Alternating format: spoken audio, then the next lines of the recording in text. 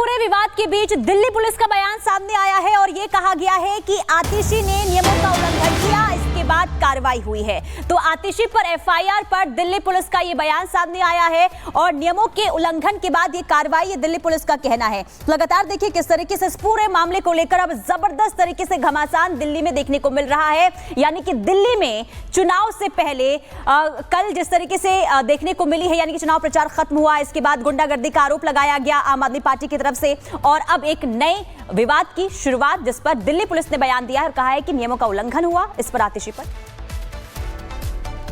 दोनों जो पार्टियां हैं इनके आपस में कॉल्स हमें आई, तो उसमें जब हमने फर्स्ट कॉल पर रिस्पॉन्ड किया तो दो जने जो भाजपा से थे और उसमें कॉन्स्टिट्यूएंसी में नहीं वहाँ के वोटर्स थे, तो उनके अगेंस्ट में हमने एक्शन लिया। उसके बाद जब दूसरी कॉल आई तो जब हम पहुँचे वहाँ पे तो आम आदमी पार्टी के काफ़ी कार्यकर्ता वहाँ पे एकत्रित हो रखे थे। 10 करीब गाड़ियाँ थी इनकी और 40 करीब इकट्ठे हो रखे थे। बार बार रिक्वेस्ट करने के बाद भी ये लोग डिस्पर्स नहीं हो रहे थे, तो इन पे जो है 188 की कार्रवाई जो है प्रोहिबिटरी ऑर्डर्स और एमसीसी का उल्लंघन करने पे हमने की है। इसके अलावा जब हम लोग वीडियोग्राफी कर रहे थे तो एक दो जो कार्यकर्ता थे आम आदमी पार्टी के, इन्होंने बदतमीज़ी की और हमारे कांस्टेबल के हाथ से मोबाइल जो है उस पर झपट्टा मारा और गिरा भी दिया और जिसमें उनको चोटें भी आई। तो इसके ऊपर भी एक जो है हमने अवरोध पैदा करने की जो एफआईआर है वो हमने की है। सर कुल कितनी एफआईआर दर्ज हुई हैं? जी टोटल हमने 3 कार्रवाइयाँ इसमें की हैं। एक तो 188 की कार्रवाई हमारी है, जो प्रीवियस 188 था हमारा, जो प्रोहिबिटरी ऑर्डर्स के अगेंस्ट में उल्लंघन है उस पर, और सरकारी कार्य में अवरोध पैदा करने की जो है वो कार्रवाई की है। दूसरा जो 48 घंटे में एमसीसी की वायलेशन है उसके अगेंस्ट में जो है वो कार्रवाई की है। और इस वक्त तमाम जानकारियां देने के लिए सीधे दिल्ली से कोमल हमारे साथ जुड़ चुके हैं। कोमल, जिस तरह से कल वोटिंग होनी है, लेकिन उसके पहले हम कालका जी से जो तस्वीर देख रहे हैं इसमें आरोप प्रत्यारोप का दौर शुरू हो चुका है। क्या एक नया कार्ड खेलने की कोशिश है इसके जरिए?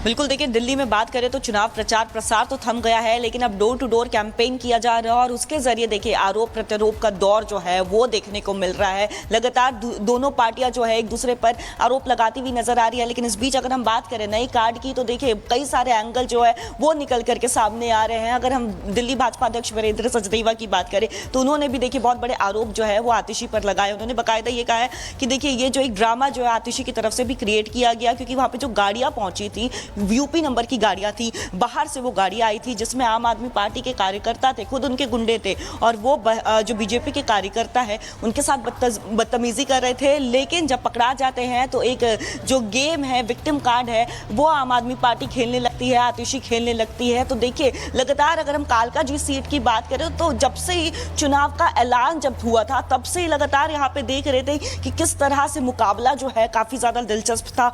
हॉट सीट है, दोनों की तरफ से कुछ मुद्दों को लेकर के लगातार समय समय पर आरोप प्रत्यारोप देखने को मिलता था। लेकिन इस बीच देखिए अब चूंकि शिकायत भी दर्ज हो गई है आतिशी के खिलाफ। चुनाव अहम जानकारी यहाँ पर दे रही है। आप देखिए वोटिंग से पहले यहाँ पर दिल्ली में जो सियासी घमासान है वो साफ तौर पर देखने को मिल रहा है। खबरों में आगे बढ़ेंगे और बात करेंगे प्रयागराज की, जहां पर महाकुंभ में एक बार फिर से योगी आदित्यनाथ नजर आ रहे हैं।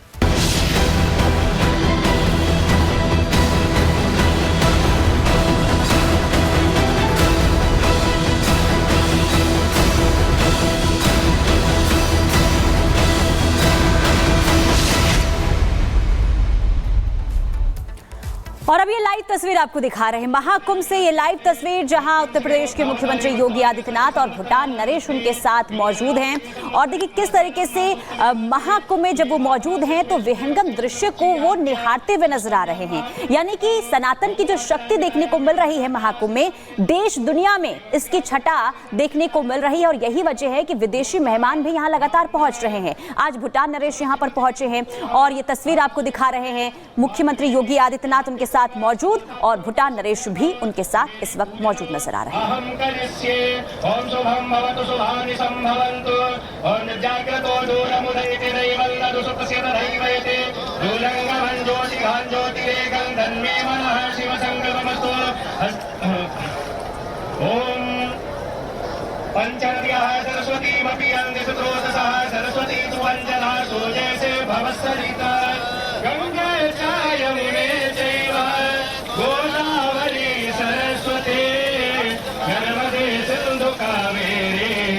शालार्थं प्रतिगृह्यता श्रुतिः प्रमाणो स्मृतया प्रमाण पुराणमप्यथ परमो प्रमाण यातास्ति गंगा यमुना प्रमाण सती धराजो जयते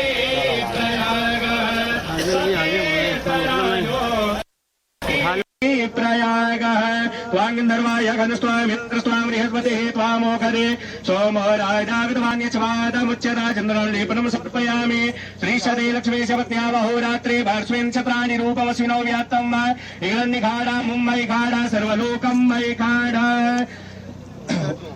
ओम इदग्गुं हविः प्रजननं म्यायस्तु दशभिरग्गुं सर्वगडग्गुं स्वस्ताये आत्मसनि प्रजासने पशुसनि लोकसन्नभयसनि अग्ने प्रजां बहुलां मे करोत्वन्नं वयोरेतो अस्मासु दत्ता मन्मे वसाकर तेरे मूर्ति उतारो मैया तेरी आरती मांगू तुझसे क्या मैं सोचूं मैया जिंदगी जब तेरे नाम कर दी अर्पण सब कुछ तेरा माँ कुछ नहीं मेरा चलता है तुझको देखिए तस्वीरें लगातार महाकुंभ से हम आपको दिखा रहे हैं।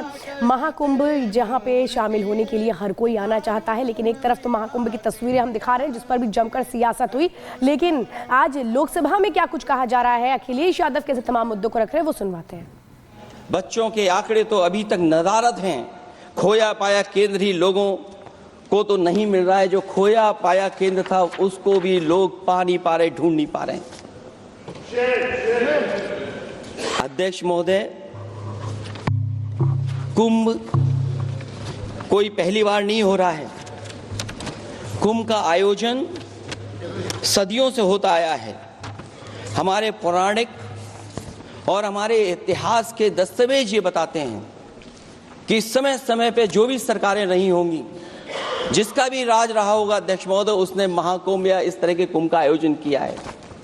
एक तरफ तो वो कि जो 144 साल बाद महाकुंभ होने जा रहा है उसका इतना प्रचार किया, और मैंने तो कई टीवी इंटरव्यूज में, कई समाचार चैनलों पर ये बात सुनने में आई और सुनते रहे हम लोग कि सरकार ने 100 करोड़ लोगों के आने का इंतजाम किया है, और अगर 100 करोड़ अध्यक्ष महोदय, अगर ये बात गलत है तो मैं रिजाइन आपको देना चाहता हूं। अगर अध्यक्ष महोदय, ये माननीय सदस्य लोग अगर ये नहीं सुन पा रहे हैं तो मैं इनको एक एक को, आप नहीं गए स्नान करने, आप स्नान करने नहीं गए, इसीलिए इस तरह की भाषा का इस्तेमाल कर रहे हैं। अध्यक्ष महोदय, ये कहा गया कि 144 वर्ष के बाद ये हो रहा है। जहां तक मेरी समझ और जानकारी कहती है, जो एस्ट्रोनॉमी और एस्ट्रो चीजों को समझते होंगे वो ये स्वीकार करते होंगे जो भी कुंभ होता होगा वो 144 वर्ष के बाद ही होता होगा। लेकिन ये कहा गया कि नक्षत्र ऐसे हैं, तो मैं अध्यक्ष महोदय सरकार से कहना चाहता हूं कि सतयुग से लेकर के कलयुग तक ये सनातन परंपरा रही है कि संत महात्मा साधु समाज मुहूर्त के हिसाब से शाही स्नान करते हैं, उसमें नक्षत्रों के हिसाब से जो सहयोग बनता है वही शाही स्नान का मुहूर्त होता है। लेकिन भाजपा के राज में ये सनातन परंपरा टूट गई। पहले सरकार ने संत समाज को शाही स्नान रद्द करने का आदेश दिया, जिससे अनादिकाल की सनातन परंपरा टूटी। और फिर जब देश भर ने ये बात उठी, देश भर में ये बात उठाई गई उठी, तो उन्होंने हादसे को छिपाकर फिर से आदेश दिया कि अखाड़े शाही स्नान करने जाएं। इससे सरकार ने पावन मुहूर्त के स्थान पर अपने मनमाने समय पर स्नान कराने का आदेश दिया। बात उस दिन या तिथि की नहीं होती है, बल्कि निश्चित मुहूर्त काल की होती है। ये सनातन परंपरा तोड़कर इन लोगों ने अच्छा नहीं किया। और ये क्या परंपरा टूटी है कि नहीं टूटी है, मैं समझता हूं अध्यक्ष महोदय मुझसे बेहतर सामने वाले ज्यादा जानते होंगे इसके बारे में। और जो लोग अध्यक्ष महोदय जो हम लोगों ने देखा वहां पर, लोग पुण्य कमाने आए थे और अपनों के शव लेकर के गए हैं। चमत्कारी करिश्मा तो ये हुआ है, श्रद्धालुओं के शव मिल गए थे, पर सरकार स्नान करने वाले मरने वालों की बात स्वीकार नहीं कर रही थी। और इससे ऊपर ये बात जो वहां पर और हुई, अध्यक्ष महोदय, जब ये जानकारी हो गई कि कुछ लोगों की जान चली गई, लाशें हैं जो मोर्चरी में पड़ी हैं, अस्पताल में पड़ी हैं, उसके बाद